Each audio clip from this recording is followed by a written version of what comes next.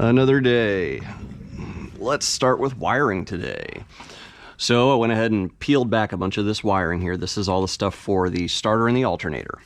So the big wire here, it goes into what looks to be about an 8 gauge and a maybe 4 gauge-ish. It's kind of small for a 4 gauge. Either way, I went into a full-sized 4 gauge for sure with a 4 gauge terminal. So this goes to the starter, which is right there.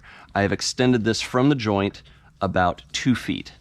And then I did the same for the starter wire, which is another 2 feet. I did use a cheaper 10 gauge, so I don't know, this isn't really 10 gauge, but the stock wire matched this one, so I went with this one. This is a true 10 gauge. This is 2. So this is 2 10 gauge wires, and this is coming for the alternator. The stock wire looks to be about maybe an 8 gauge. I don't have 8 gauge wire, so I went with a double 10. And I extended this one 5 feet with another loop terminal. I would have liked to have put a large loop terminal on this, but this is the biggest that will physically fit on the alternator. This will fit on the starter, and I'm going to do some looming to make this nice. I have relieved this wiring loom from the side of the transmission for the time being. I will be putting this back after I take care of re-looming what's going on here. I've also installed the power steering line, which I believe is too long for what maybe I wanted to do. So I got the 90 end over here, and the 90 end runs straight up, and then it does a whole bunch of extra stuff up top because it's about 1.5 feet too long, maybe even 2 feet too long.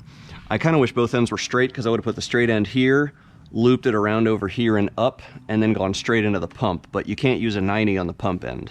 So as mentioned, this is top view. Power steering line is definitely way too long. So I'm just gonna route it around here until we figure the throttle body out. This likely shouldn't be in the way.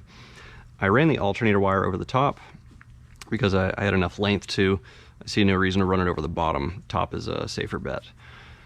We'll worry about the actual routing once all this gets squared away. Back here, there is on the stock Miata, there's a ground. I used that position for the wire that comes off of the Acura harness. There's a ground in the same spot. Over on this side, you'll see that I added some shielding against a chafing hazard. So you see the corner here on the head has a sort of a sharp edge. So same on the back side. I went and just put a piece of butyl rubber. No, I'm sorry, that's just regular rubber. Let's see. So now we're gonna pop down to the bottom side. Let me grab my light. And we can see what I've done. So, covered up the positive terminal here. And I zip tie the crap out of this over here. This is the oil pressure sensor switch. I don't remember if this one was a true pressure or not. And then this is the alternator connector for the stock Miata, so we won't be using this. Meanwhile, I re-loomed everything to look really nice up here. I'll zip tied it up out of the way, attached to those lines there, and then it runs all the way up there nicely. And then I re-secured the piece to the side of the trans here. Ta-da! After much frustration, I managed to use my right angle with an aluminum bit, and I had to remove the thermostat housing, at least from its mount, in order to be able to get enough grind off of here and connect this. It is incredibly tight on there. Like, there's room for this cable, but this really should have just been pointed out to the side. I mean, look how much room there is here. There was no reason. Also, this wire is a little bit stretched in this position. So actually, I went back and I routed the wiring under this other hose here instead of over as I had it before. A couple of quick notes. I test fit up the exhaust, and it comes pretty close to these starter wires, and I'd already wanted to put something on here to protect them against the ground. Well, I put on DEI fire sleeve and I zip tied this over here. Now the next thing we're going to talk about is, I had asked MiniTec, one of their pictures in their photo album showed some sort of sensor attached here. And I asked them what it was, and they told me it was for the, you could attach the stock Mazda oil pressure sensor there. I don't know if you can see that. That's green coming out of that. So that means that's not oil. Ah, there it is. Yep, green. So I'm just gonna leave that alone. I'm gonna tie these up out of the way. We're not gonna use those. Went ahead and routed this hose. Didn't cut it any shorter than it was earlier. Oh, you can see how I routed those wires down under here now, so that's gonna be a little more convenient. It gave me a little more length on the underside to reach down to that terribly placed sensor. Oh, hey, look, you can see it. So, all right. Still waiting on the exhaust manifold to come back from MiniTec. That's probably gonna be a bit. Meanwhile, I wanted to at least take care of this. So I'm probably gonna end up heat shielding against this. I did knock out the piece that was here that I said I bent out of the way. Well, I bent it some more until it popped off because I needed the space to be able to place this. Now I'm gonna see about securing this out of the way so we have that little bit of wiggle room there. Not sure, I may drill something here. Either way, that's how this goes. That's actually pretty nice. I have decided that we're going to punch through the firewall over here, and I'll show exactly why. Because when you pop around here, you look right in between there, that fluff coming out there is actually where I drilled. So it's a nice straight shot there. That'll let me get all the wires out of here. I could run them straight down. I can run them over to where my hand is. And then we still have room to run it over the other side because there's plenty of excess. And then we can worry about actually getting wires run to everything. Fortunately, all these connectors are pretty small. The biggest one is the OBD. So as long as I make my hole, what, 2 inches? We don't even need 2 inches, and we can make it work. And then I may use this, I may get a different one, I don't know. But yeah, we have all of this length. I had looked, there is opportunity to pass through about right there, but then I would have so much excess of the wiring, and it would also be directly behind the motor. I wasn't sure about that, so I figured I'd run all the way over here. End of day here. So I ran the wiring through the firewall. I removed this, and then I don't know, I'd say about 2.5 inches over from the evap line here, there is a clear path straight through on the other side. And then I riv nutted for these two bolts. This is the factory Honda grommet. So if we peek around on the inside, there is a straight pass through right there. And I just took my long drill bit, you know, I have like a 2-foot drill bit, and I drilled through here to get a center, and then I drilled a 2-inch hole from the other direction. And now all the wiring is here. And I have enough length to even bring it over to the driver's side if I wanted, but we'll figure that out later. We have disassembled the back end.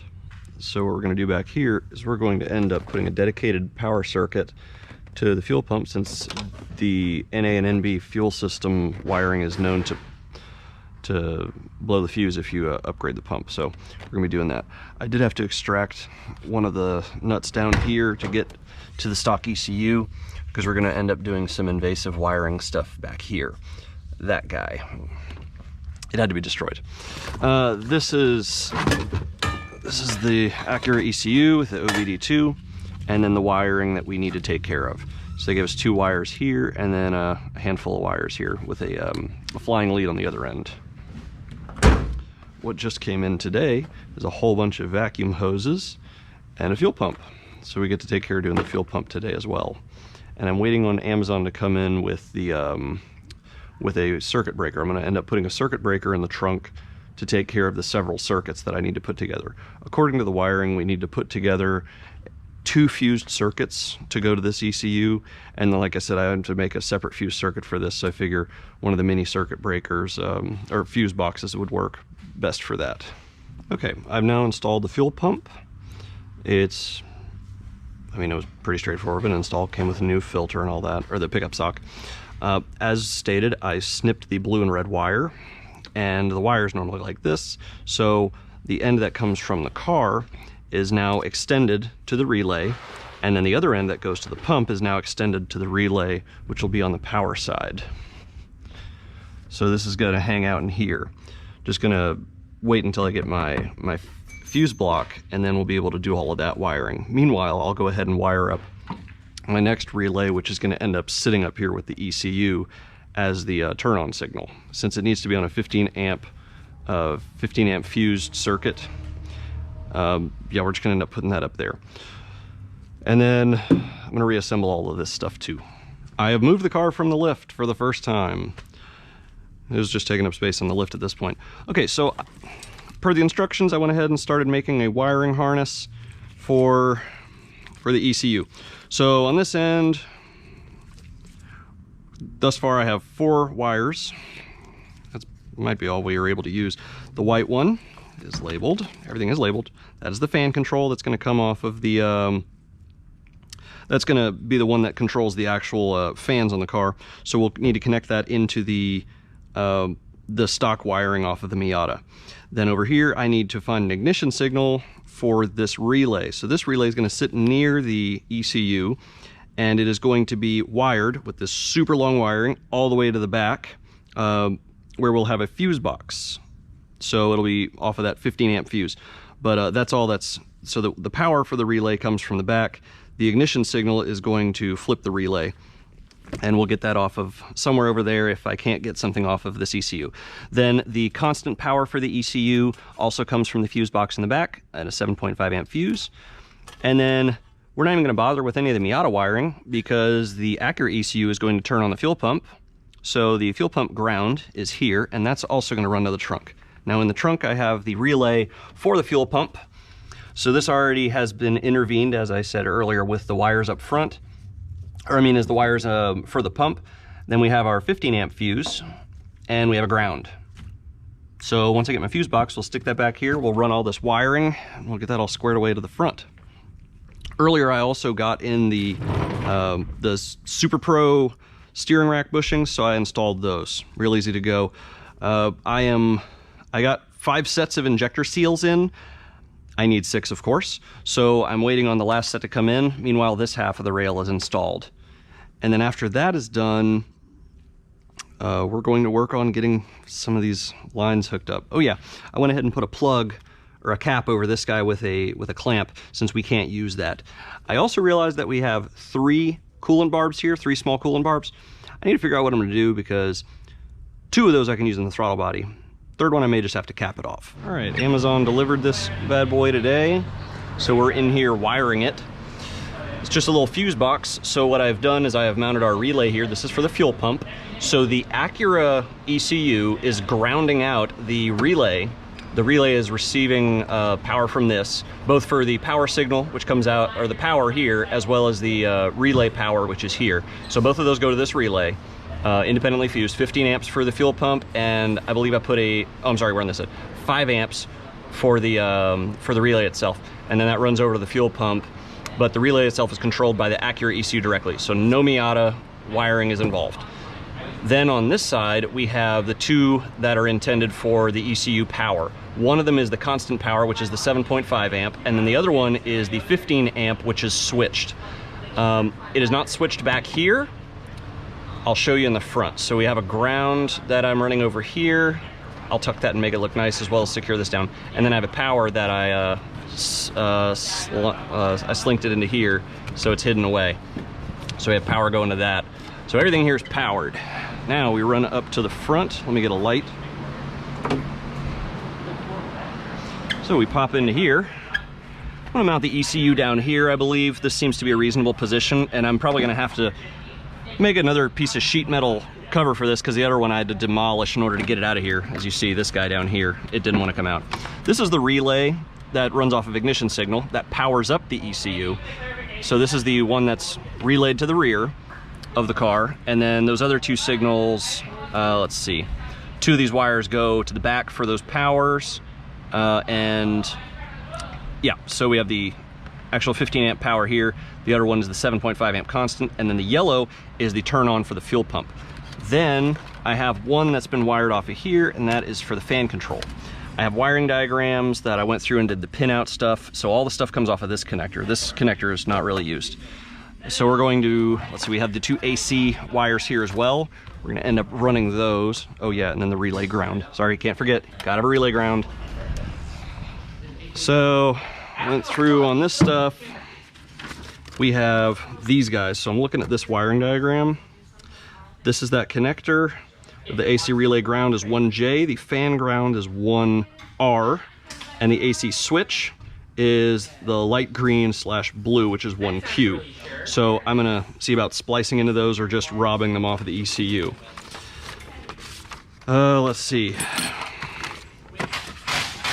Oh yeah, and then my other soldering iron broke finally after several, let's see, 7 years or so, so I got another one. Let's see, over on this side, the fuel fitting came in. It is a 12 millimeter with a barbed fitting in the inner. I believe this is a 5/16. So we'll be able to hook these up, but I won't hook these up until I have the heater core done. I won't hook the heater core up until the EGR delete's done. So meanwhile, it was a 2-pack, so the other one's here. And the last fuel injector piece came in. So the fuel injector is now installed, but nothing going on in the engine bay. We're just gonna take care of all the wiring first.